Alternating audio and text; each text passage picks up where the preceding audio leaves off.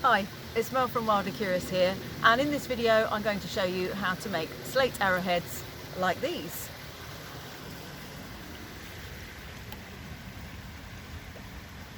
Here's what you'll need: a piece of slate, a hammer stone or a hammer, some needle files. This one is round, this one is triangular. You'll need a board with some sandpaper on. This is belt sander paper. One side is coarse and has got probably 60 grit. The other side is finer and is probably 120. You'll need a whetstone. This is a medium coarse grit and a slightly finer coarse grit. And you'll need access to water. So choose a piece of slate. Choose one with reasonably even thickness, and then you can use your hammer stone or hammer to chip off any really thin pieces. You probably want to wear eye protection for this, and the best way of doing it is to put it over the edge of a hard surface and work it like this, just knocking off tiny pieces at a time.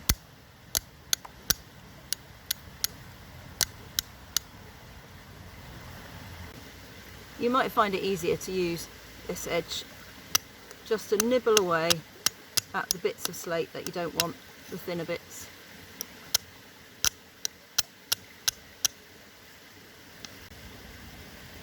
Once our piece of slate is broadly triangular, the next step is to begin braiding it into a more triangular shape. We've got a choice here. We can either go with using our sanding boards and our whetstone, or we can use some river rocks.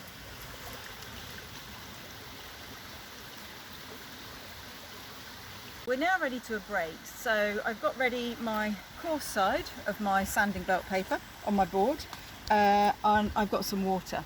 It's really important when doing this that you keep all your sanding areas, braiding areas, wet. What we don't want to be doing is braiding our slate dry because of the danger of inhaling particles. It's a really bad idea. So we're going to keep this wet. Obviously, if you're using river rocks by a river, this is no problem at all. Okay, so to braid our piece of slate, I'm going to work on these sides first until I end up with a point.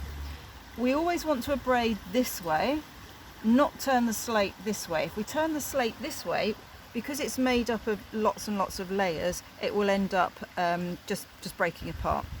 So we're going to work this way.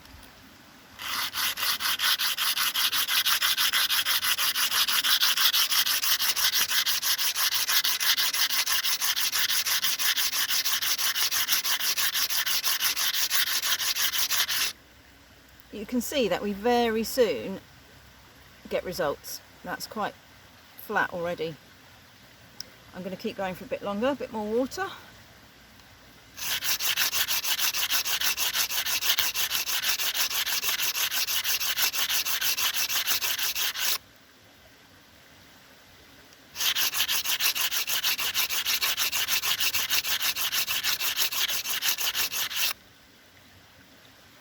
Okay.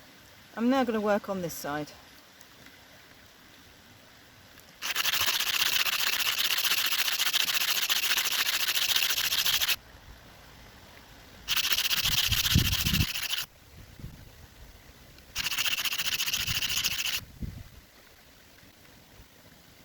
There we go. As quickly as that, we're starting to get a point. Just going to work that for a little bit longer.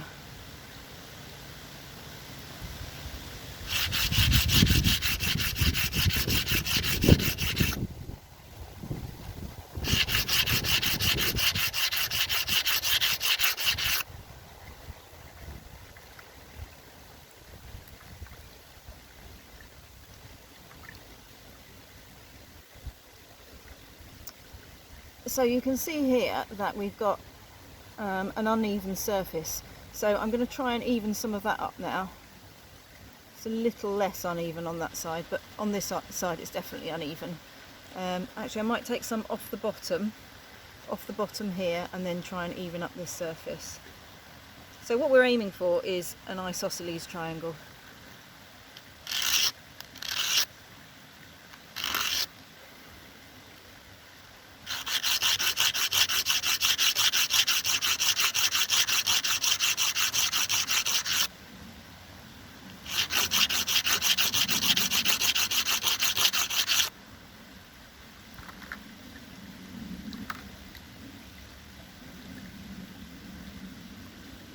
There we go. Right, let's see if we can get rid of some of this.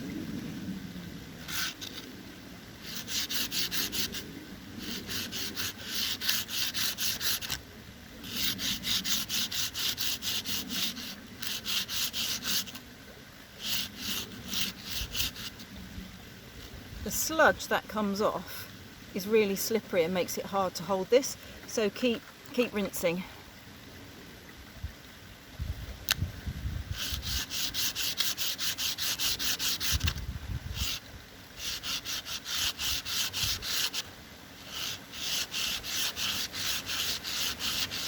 There's quite a high likelihood that you'll end up giving yourself a Stone Age manicure here as well.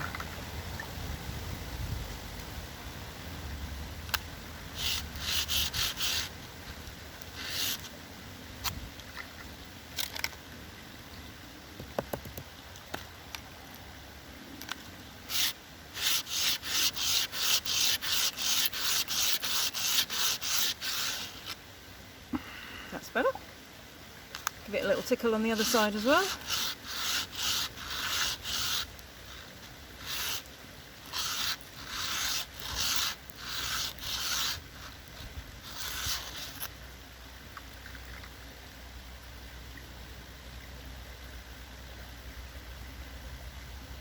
Okay, now purely for aesthetics now, you can see that we've got quite a lot of striations on here from using this very coarse sandpaper. So I'm going to flip it over now onto my slightly less coarse side, and I'm just going to do the same again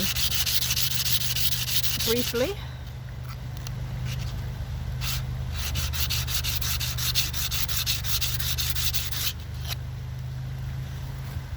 And now we're going to move on to the next stage. So once we've got our broadly triangular shape, the next step is to start to bevel the edges down here and down here. And to do that, this time, instead of working the slate upright like that, we're going to tilt it at an angle. So if I show you about what angle I'm doing it, I've no idea what angle that is, but I'm gonna do it at that and try and do the same on the other side. It's easiest now to work right on the very edge of the sanding board, otherwise you end up scraping your fingers.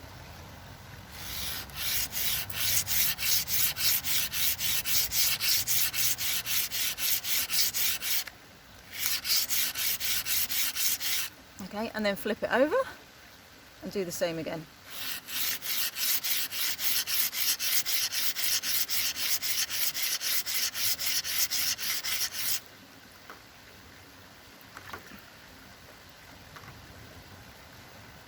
And you can see that we've already starting to get a nice beveled edge on there.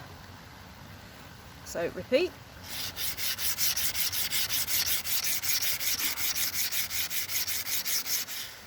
At this point, take care not to tilt this up, because it's really easy to chip the point off. So nice even pressure all the way along.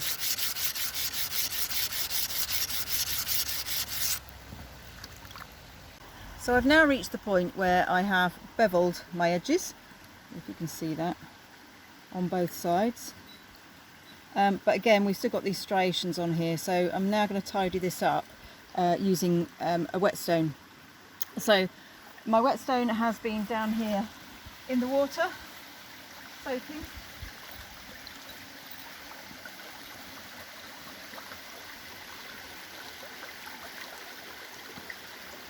Again, we could be using river rocks for this, but I've got a nice convenient whetstone, so why wouldn't I use that?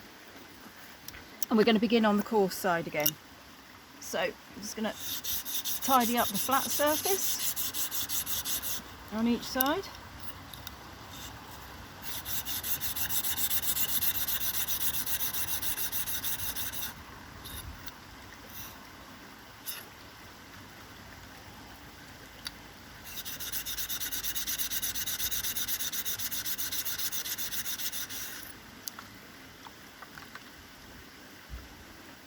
There we go, and then working the edges exactly the same as we did before.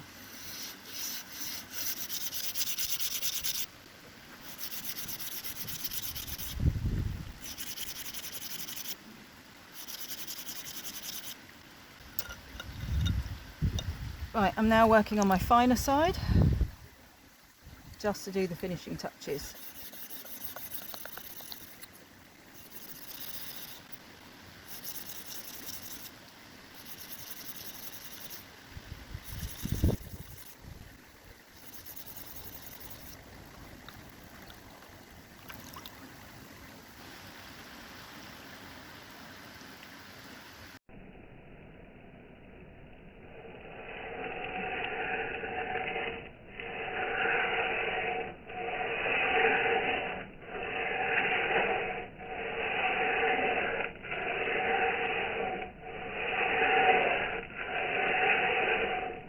So the final step is to put the notches in the side, which would have been used when hafting the arrowhead onto a shaft to tie on your cordage, whatever kind of cordage you were using. So I've got a triangular needle file here, and I'm going to use the corner about a quarter of the way up, quarter to a third probably, and just work it like this.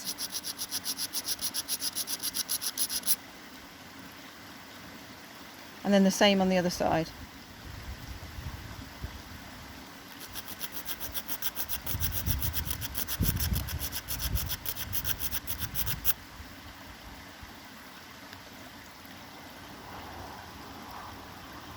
And there we have it. So that's our slate arrowhead. Chances are, if these were used by our ancestors, they may well have been a one-shot only piece of equipment. Slate, by its very nature, tends to be quite brittle, so probably one shot with these and you'd lose the head.